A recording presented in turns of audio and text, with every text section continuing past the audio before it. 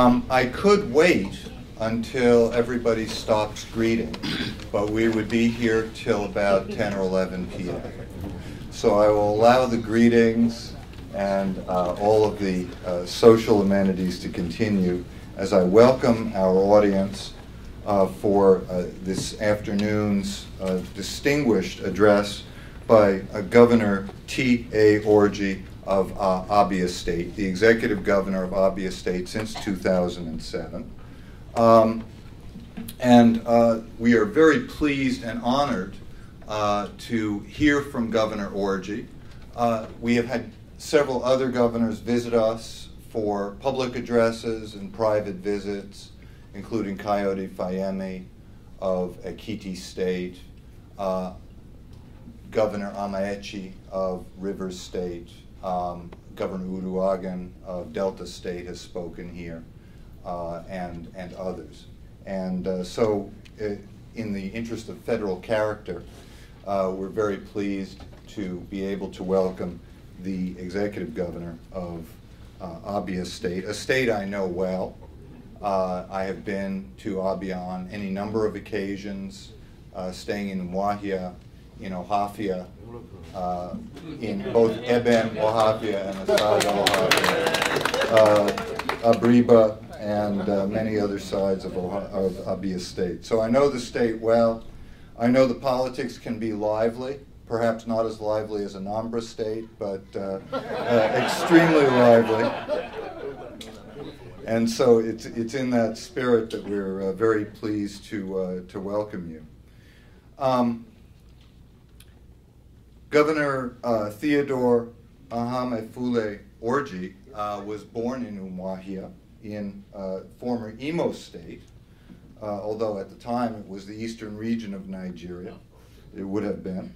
Attended school both in the east, but at the University of Ibadan, very distinguished institution. And I see that you graduated at about the time that Professor Richard Joseph would have been teaching there. I don't know if you crossed paths with Professor Joseph, but it was really the heyday of this distinguished institution when it was really a world-class institution, and its graduates went on to do great things. Governor Orji then went on to his National Youth Service in Sokoto, again at a time when the youth service was really a model for federalism and federal identity and trying to get people out and about in the country. And there are many more challenges to that today, we note, but it certainly must have been an important formative experience. And then he charted a distinguished career in the public service in his state. First Imo State, then Abia State, working in a number of positions in the senior civil service in Abia State. Seconded in 1999 to what is now INEC, what was then NECON, and so then participated in the transitional elections, which led to the establishment of the current Democratic Fourth Republic. He returned to Abia State as the principal secretary in Government House, successfully contested for gubernatorial primaries in 1996 and won election in 2006, and won election in 2007 and 2011. And he's going to talk to us today about a topic that we've been intensely interested in, the role of governors in Nigeria's federal democracy, meeting the challenges.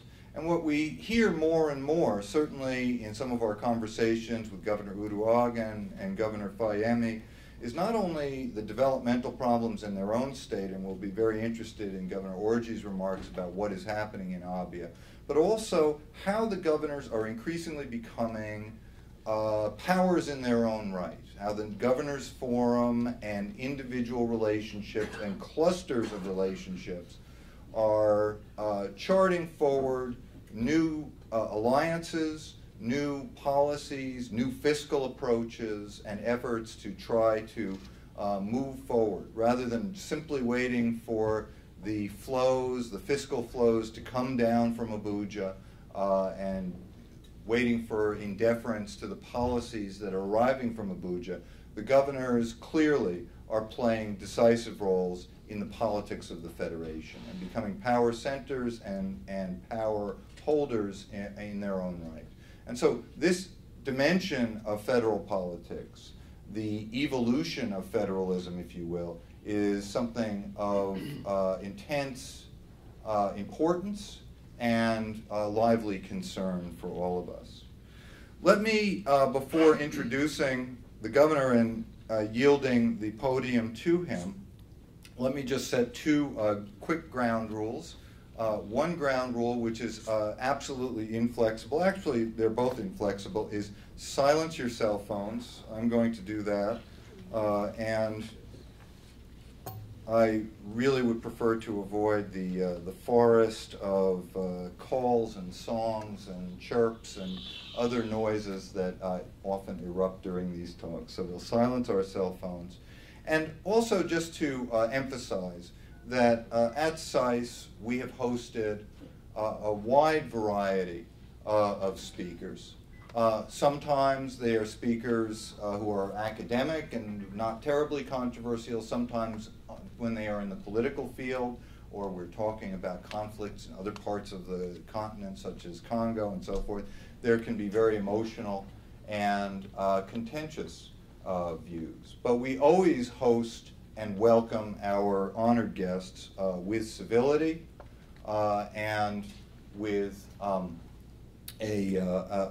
sense of respect. And so that is how we're going to proceed today as an academic institution and in the tradition of our school. It again will be no surprise to anybody that with the politics of Eastern Nigeria and Abia, that any politician is going to have different views. And so we expect in the question and answer that there could be some, that there will be, the governor is available for questions and there will be questions, and we simply want to make clear that we're going to proceed on that basis. And finally, I just want to ask one question of the audience. When I list these names, Atahiru Jega, Ngozi Okonjo-Iweala, Tunde Bakare, Nuhu Ribadu, Chibuike Amaechi, Pat Utomi, Nasir El-Rufai, Coyote Fayeme, Ike Nwachukwu, Jibrin Ibrahim, Ruben Abadi, and Ojo Madwekwe. Can anybody tell me what they have in common? Sorry? They've all spoken here. And they're all Nigerian. And so, simply to illustrate that we are very proud and very pleased to be able to welcome all voices from all corners of the country and all walks of life in Nigeria. And Governor T.A. Orji is a welcome and distinguished member in that pantheon. So, welcome, Governor.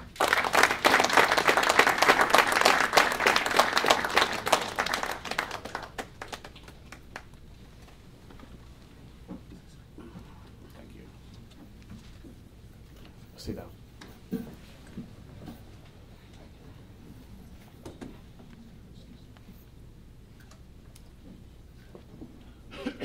Your Excellency, my very dear wife, all distinguished members of my entourage, Excellency, Nigerian Ambassador to Canada, very, very cerebral professors and senior management staff of this great institution in Washington, D.C., distinguished ladies and gentlemen, I bring you warm greetings from Abia State. Abia State is in Nigeria, southeast of Nigeria. I must say that I'm very, very happy to honor your invitation to be here in your nation's capital city of Washington, D.C., to speak on the role of governors in Nigeria's federal democracy, meeting the challenges. Nigeria, and in fact, the entire developing nations of the world continue to talk and dream about democracy because we've all been inspired by the successful application of that principle in modern United States of America. There is therefore no better place to continue that debate on democratic performance of governance than here, where your founding fathers, first by the centrifugal forces that would have torn the country apart into many divergent states, braved the odds to build a United States that is anchored on true federalism, equality, and democracy. To put it in another way, our democracy has fully appreciated the unique role that the people play for governors to emerge, and the return role owed to the people through that singular action. Any attempt to understand this disparaging trend in our democratic experience have been quick in laying the blame on the nation's historical antecedents. The intervening problems that these generate and the consequent major challenges, especially violent conflicts that often dominate the environment and impede performance of governors. I will attempt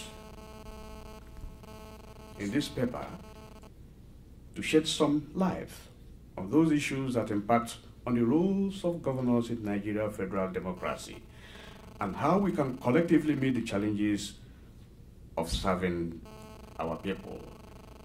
I appreciate the opportunity which this School of Advanced International Studies has given to me to interact with you, the students of this renowned institution, the Washington policymakers, the media, and all other interested parties and intellectuals that are here gathered. I particularly recognize your world-class leading graduate school devoted to the study of international affairs, economics, diplomacy, policy, resource, and education, since this institution was founded in 1943 and became a part of Johns Hopkins University in 1950. Since then, you have not left any person in doubt of your ability to become a force in the provision of modern information on the world and providing real opportunities for many distinguished speakers from all over the world to share their opinions. I believe that what we are doing today will further strengthen that reference, especially in better informing our audience on the current prevailing challenges to democratic governance in Nigeria, and particularly of my own state, Abia State, in the southeastern part of Nigeria. I sincerely thank you for this opportunity. I have chosen to present this lecture in 6 sections for ease of analysis and comprehension. First, I will dwell on a brief historical background of Nigeria to show why it has taken our nation some time to key into a popular idea of democracy. I will then look at the political context of democratic transition in Nigeria and the changing overview of the structure that supported that transition.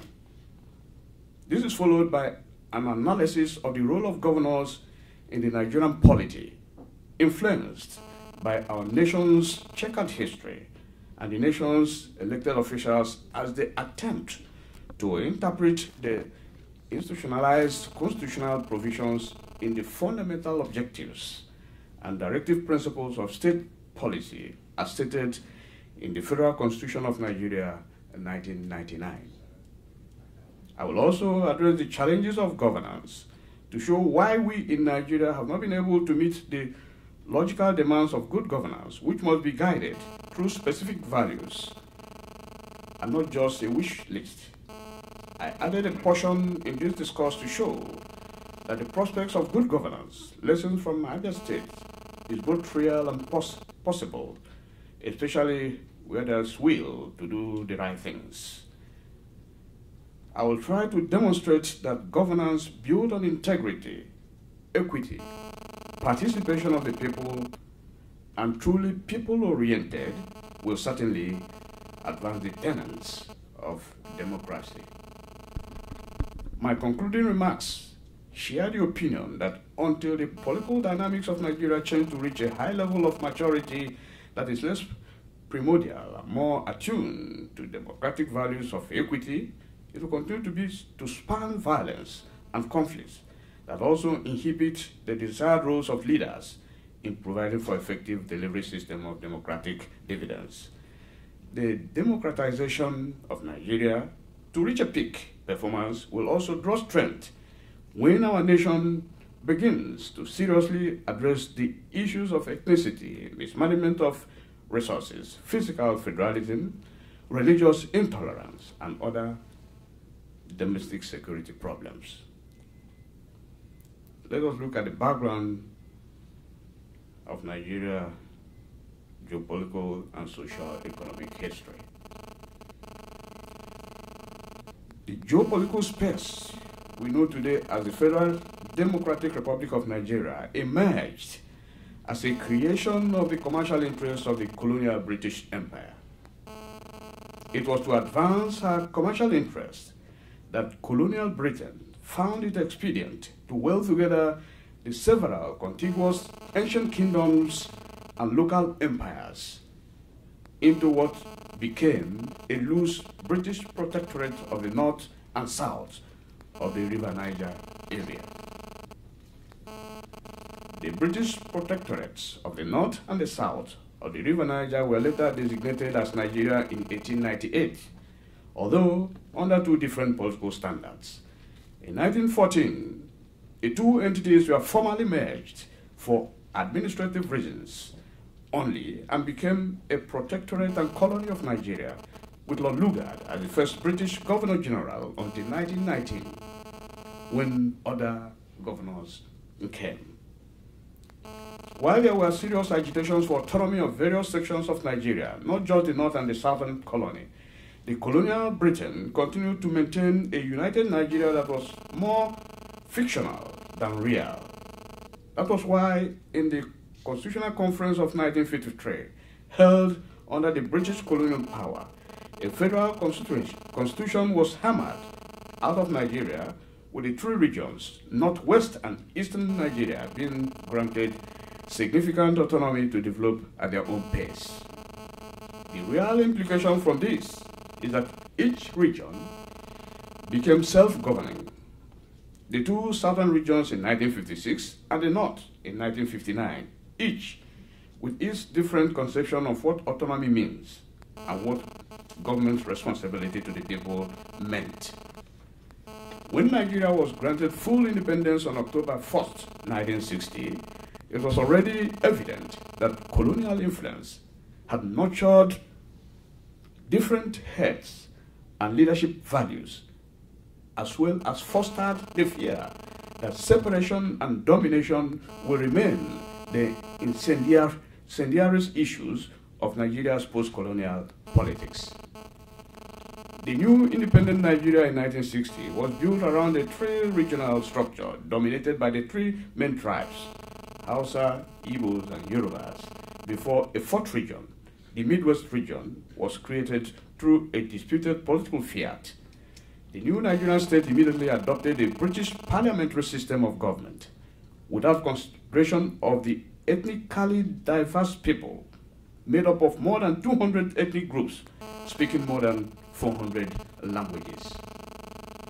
It was clear that beyond the euphoria of independence, the post-colonial Nigeria was born with many handicaps. One, uneven rate of development in the three federating units. The second, fragmentation of national elites, which encourage ethnicity, regionalism, and religious conflicts, which often became cannon foders for power and resource competitions. Three, a structurally weak an ununited Nigeria easily pliable to authoritarianism. In spite of the frailties of this, immediate past independent Nigeria, this era fueled the golden era of neocolonialism and the nationalistic principles that drove Nigeria to become a federal republic in 1963, and thus severing all remaining ties with the British colonial power, even though it remained a member of the British Commonwealth of Nations. Like most newly independent nations of the 1960s, Nigeria was plagued by the need for rapid development to satisfy the promise of independence and the yearnings of the citizens. The crisis of nation building, weakened by the struggle for regional supremacy, suddenly reopened old wounds, leading to the first military coup in Nigeria on January 15, 1966. This was followed by a series of other military interventions, some of them ethnically influenced and some contrived by influential businessmen and personalities. All these came to a head in the Nigerian Civil War of Secession, which lasted from 1967 to 1970. Between 1966 and 1979, the mode of political administration in Nigeria was purely undemocratic, and leadership changed from one military regime to the other, punctuated by spells of elected governments that lasted for less than 4 years, until 1991. It should therefore not be surprising to anyone that our nation bred young leaders who exercise some impunity in governance without a viable responsibility between governors and the governed. That is why it was possible in Nigeria in 1991 to think of an experiment in the building of a democracy through a mixture of military and civilian administrators that will gradually nurture and deliver democracy to a future Nigeria. But that experiment ended in futility when the proponent of this was overthrown in a palace coup in 1993, just after a presidential election that was claimed to be the freest. It was Nigeria's determination to continue to move towards a democratic state that forced it to replace its experimental governance with a transitional civilian government under a civilian technocrat, Ernest Shonekan. But the growing insecurity of the state, mismanagement of resources in public and private places, and the spread of impunity in all forms of the lives of Nigerians once again hastened the intervention of the military in Nigerian politics in 1993 under General Sani Abacha.